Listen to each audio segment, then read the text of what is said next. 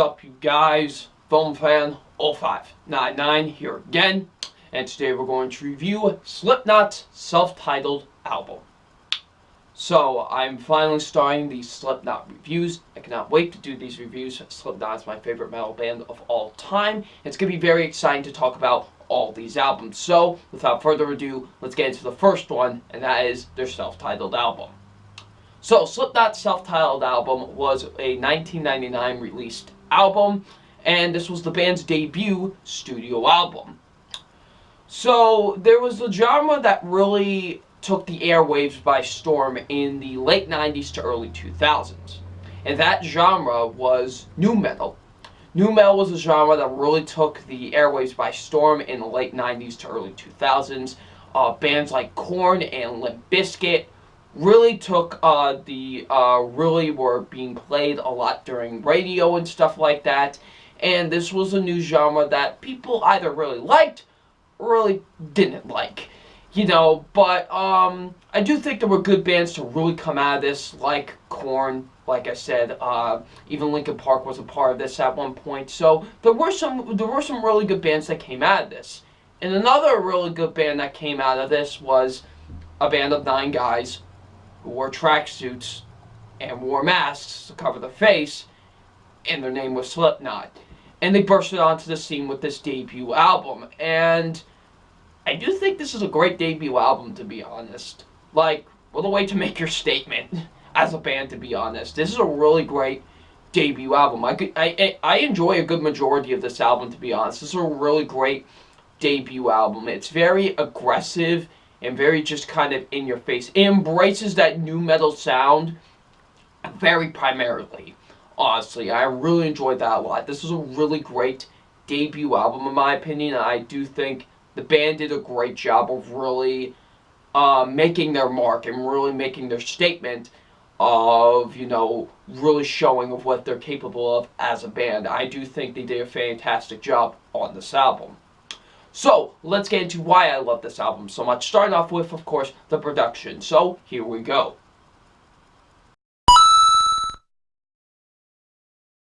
Alright, so here we go. The production on this album. The production is very, like I said before, very aggressive, very kind of muddy, and just in your face. Like, it is that nu metal sound that was very prominent in the late 90s to early 2000s. It is very much embracing that nu metal sound. And this is, in my opinion, the really only album from them that I think really fully embraces that sound.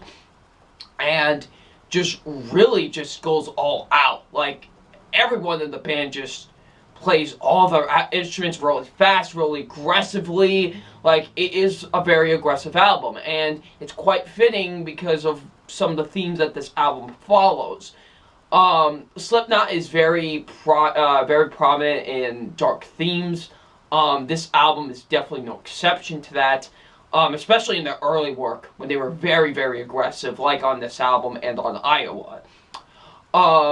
The album follows the themes of depression, hatred, anxiety, even suicide they even go onto this album. They follow some really dark themes onto this album, and Corey Taylor, the lead singer of this band, I know he went through a lot of things in his life. So I could tell why a lot, like, these first 2, Slipknot albums are just aggressive as hell and just letting all this hatred out, because maybe that was just the only way he could let this hatred out that he had inside of him for so long, is just to put it into this music. And I guess this was just the perfect way for him to unleash. And he unleashes pretty hard on this album, a lot of these songs. And his vocal work is really fantastic. He's my favorite vocalist in metal, to be honest. He's just a guy that, lets it all out, to be honest. Like, he just doesn't keep anything in. He just lets it all out. And especially how it's executed on this album is very fantastic. Just the way he just goes all out and he just lets it all out, honestly. I really love his vocal performances. Like, there's some, even though there isn't much of melodic singing during this album, when it's shown, it's very nice. He has a nice melodic voice, but for the good majority of this album, he is just unleashing and screaming and yelling and just, it's amazing. Like, I really do think he executes that very aggressive anger, very well. Like, honestly, like, it adds a lot to this music. It adds a lot to this album as well. And he does a very good job of that on this album. I really, buy into his aggression and his anger here. And he does a really fantastic job of that. Same goes with the other members of the band. Now, please forgive me. There's like 9 people in this band, so if I do forget a name, please forgive me. But, like Paul Gray, the bassist. Some of the most aggressive bass tones I've ever heard in my life. Like, he is one of my all-time favorite bass players. I love the way he just aggressively plays the bass. And I love a lot of the bass lines on here, like Wait and Bleed. I love how the bass sounds on that song. Like, the guitar work on here. The guitar work is fantastic. I love the guitar work. There's 2 guitarists in this band, and they are really fantastic. I really love how a lot of them sound on this album. Like, the drums and the percussion. Yeah, the drums and the percussion sound great. Sound amazing on here. I love how they sound. Also, the turntables. I also love the use of the turntables. Now, turntables was a prominent use in the nu metal genre. And just the way that they're executed in some of these songs are really great. Like, I love just hearing that. Like, I just hear, like I just love hearing that. Like, in a lot of these songs. Like, it somehow just fits, honestly. Like, in these songs, to be honest. Like, it shouldn't, but it does. Like, I just love how it's executed onto this album.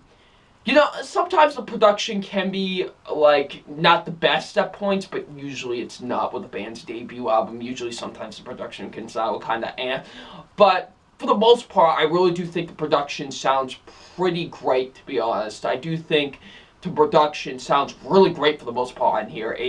Like I said, it fully embraces that nu metal sound from the, late 90s to early 2000s, very primarily, and just fully embraces it, and it's really fantastic. I love how it's executed here, and it just makes for some great, awesome music, in my opinion. I really enjoyed the production on here for the most part. It is really fantastic. So, enough about me talking about the production. Now let's get into the meat of the bone, and that is, of course, the tracks on this album. So, let's get into those now with the tracks, shall we? Alright, so now the tracks on this album. There are a total of 14 tracks on this album. Well, 13 excluding the hidden track that's on here. And, a good majority of this track listing is really great. Like, a lot of the band's best stuff is on this album, to be honest. I love a good majority of these tracks, to be honest. Like I said, it is early, aggressive Slipknot at its finest, to be honest. I really enjoy a good majority of these tracks, so let's talk about them. First, starting off with the opening track, which it doesn't open up at first with a traditional opening track. It opens up with an intro, and it's like all these random numbers, like it's like 746 or something like that. And we hear this woman constantly repeating, well, I think the whole thing is sick. I think the whole thing is sick. Like, she's constantly repeating that for like 36 seconds. And it kind of do different versions of it. Like, she's going like, I think it's sick. I think it's sick. Like, they do different versions of it throughout it. And it transitions into what is the actual opening track, which is Sick. Sick opens up it just tells you what type of album this is from the opening track alone. Like, it is immediately, like, punch, punch, punch to the face almost immediately in the opening track. Like, you are just sucked in immediately to this aggressive anger that Corey Taylor and company have built.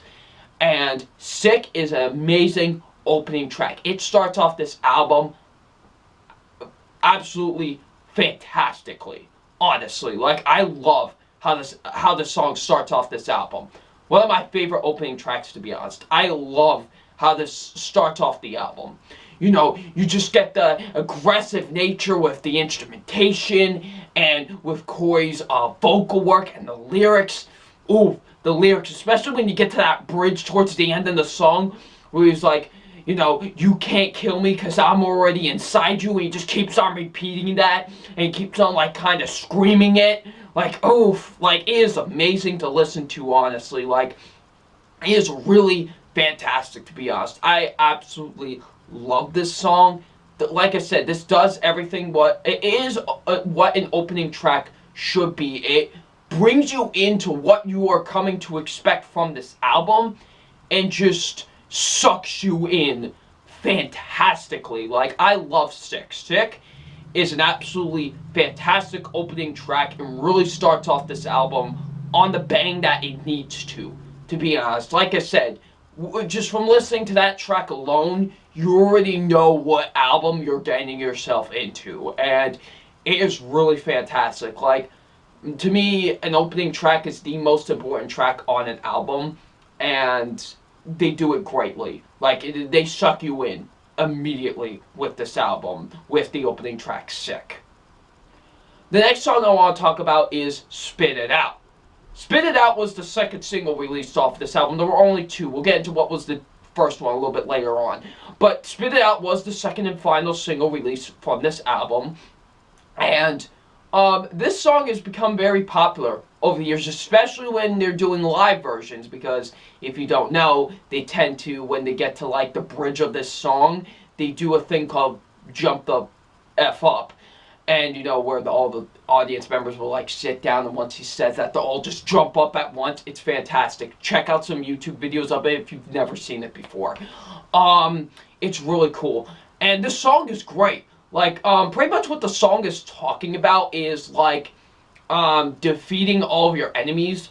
Pretty much, like, you know, getting back at them and, like, trying to defeat them. That's pretty much what I gathered around with this song. It's really fantastic. Like, and also Corey's kind of rapping on this. Like, he's actually spitting on this.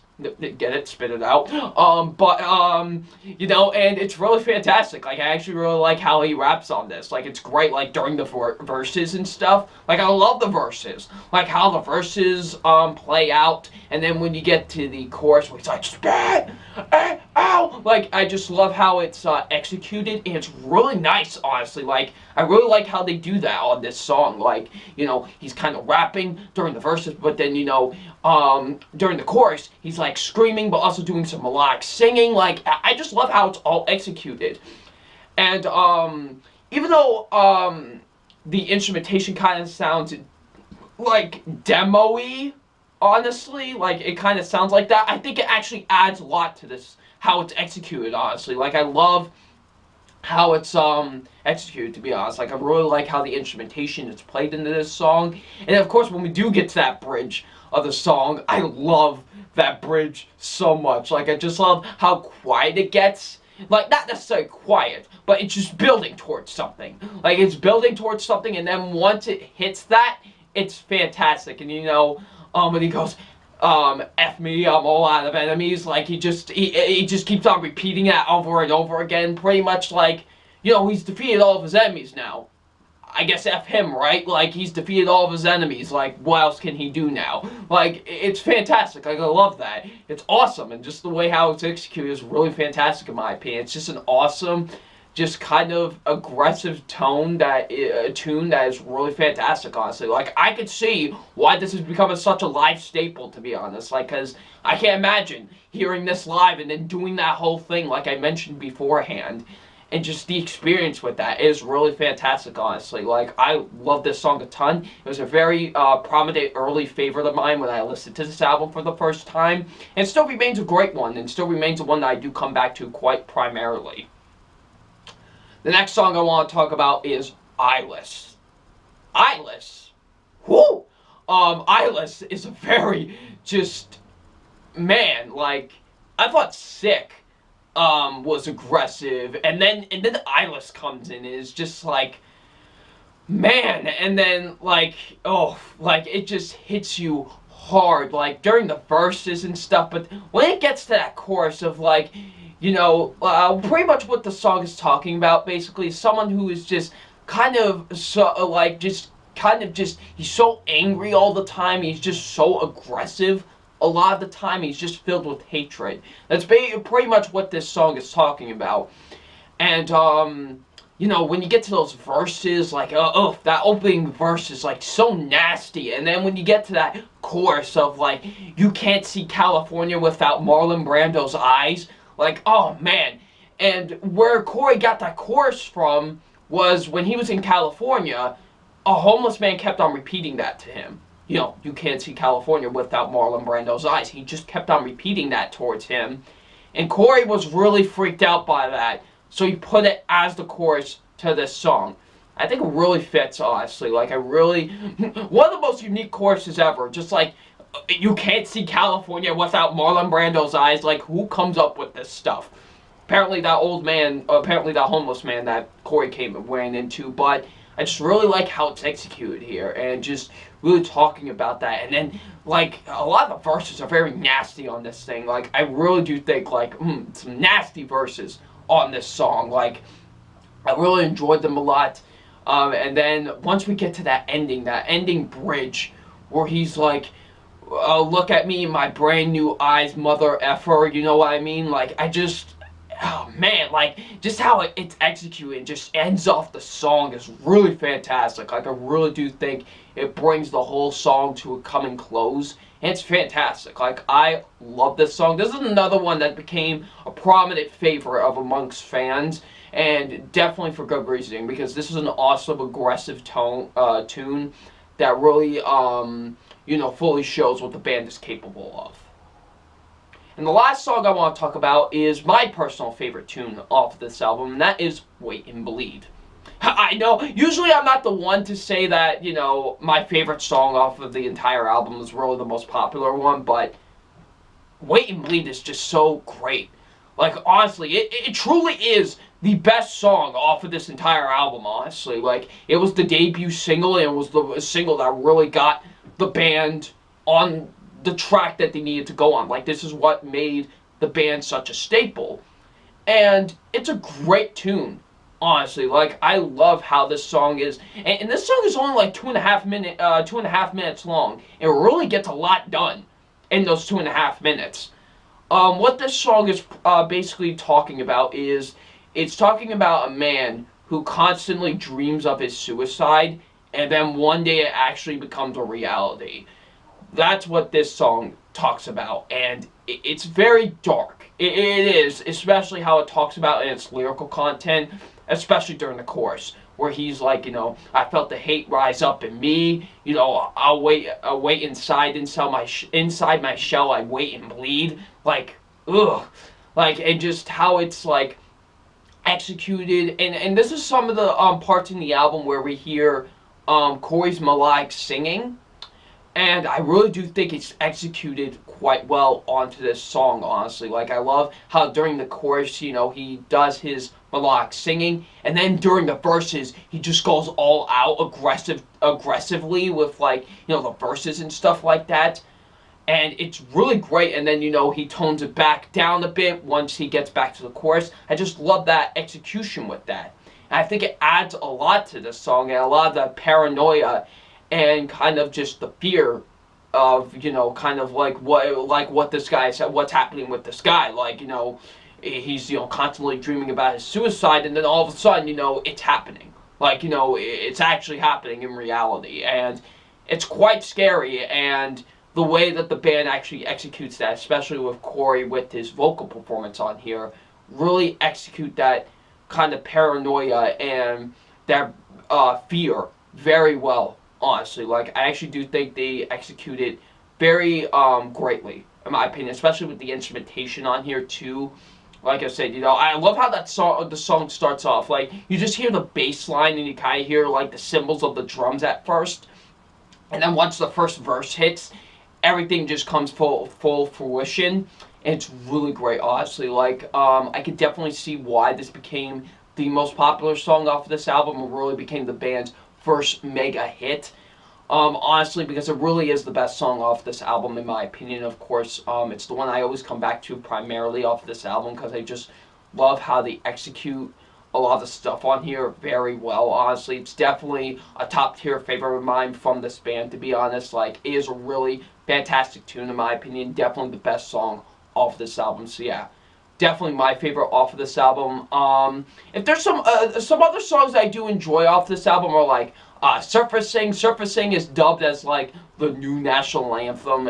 You know, they always say that before they play this live. And that's another great one. I love the chorus to that one a lot, honestly. Like, you know, that chorus is just amazing.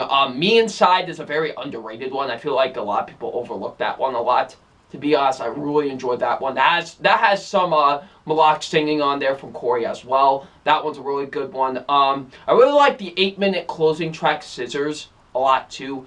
That one is very intense. Like, I love how that one is very quiet at first, and then it just builds intensity once it gets to the verses, and just the stuff that like move in between it into that song are really fantastic. And then the hidden track, Eeyore, ooh, like honestly, like just that aggression and just that anger and that pain, oof. I live for that, man. That is amazing. Like, I love that a lot. And just how it just ends off the entire album, honestly, even though it's not really technically the closing track, but how it just ends everything off is really fantastic. So, yeah, I enjoy a good majority of the tracks off this album, to be honest. Really, the only track I really don't really care for is No Life. Really, that's the only one I don't care for off of this album. But other than that, I do quite enjoy a good majority of these tracks, honestly. It's a great track listing, in my opinion. Definitely one of the band's best track lists, in my opinion.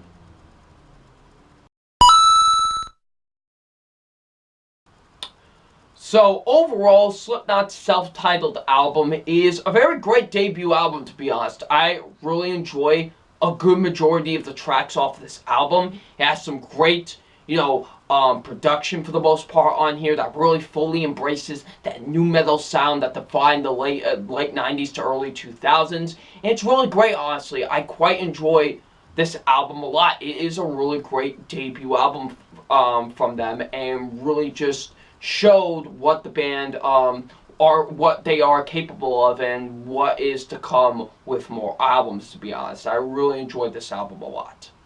So it's time for my official rating on Slipknot's self-titled album, and my official rating on Slipknot's self-titled album is a 4 out of 5. I do think it's a great debut album. I quite enjoyed this a lot. There are some issues. I do think sometimes the production can sound a little too and sometimes maybe they kind of maybe repeat themselves a little bit too much on this album. But overall, I do think this album is very great. Like I said, it fully embraces that new metal sound pretty perfectly for the most part, to be honest. And just the dark themes and how they're executed on here are actually done very great, in my opinion. And I just really enjoyed this album a lot. Like, the track listing is great for the most part. I really do think this is a great debut album from this band, and really showed what the band is capable of and what is to come with future albums. So yeah, definitely deserves a 4 out of 5.